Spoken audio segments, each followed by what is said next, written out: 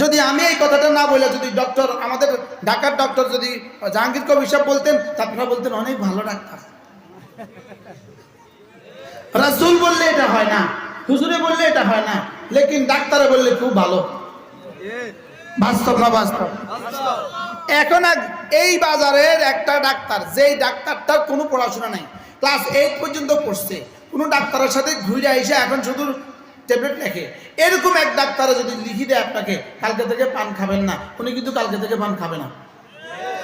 যদি দেওবন্দ থেকে পড়ে আসে, পাকিস্তান থেকেও পড়ে আসে, মদিনা শরীফ থেকেও পড়ে আসে, উনি যদি লিখে দেয় পান খাবেন না, বলবে বুঝে না। বলেন না বাস্তব না বাস্তব? এর হুজুররা কত কথাই কয়, বাস্তব না বাস্তব বলেন? লেকিন 8 ফার্স্ট ডাক্তার লিখে দিছে, কি লিখে দিছে?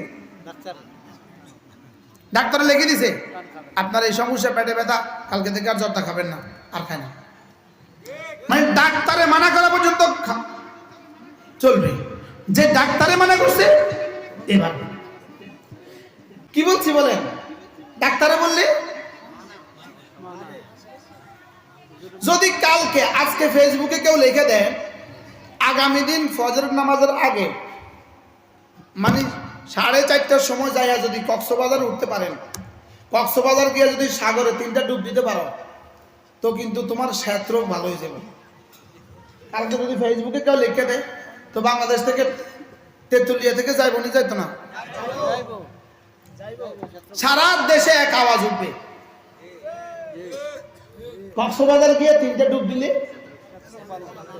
আর হুজুরে যদি কয় 1 লক্ষ বার লা হাওলা ওয়ালা কুওয়াতা ইল্লা বিল্লাহ পড়লে ছাত্র ভালো হবে। বাস্তব না বাস্তব?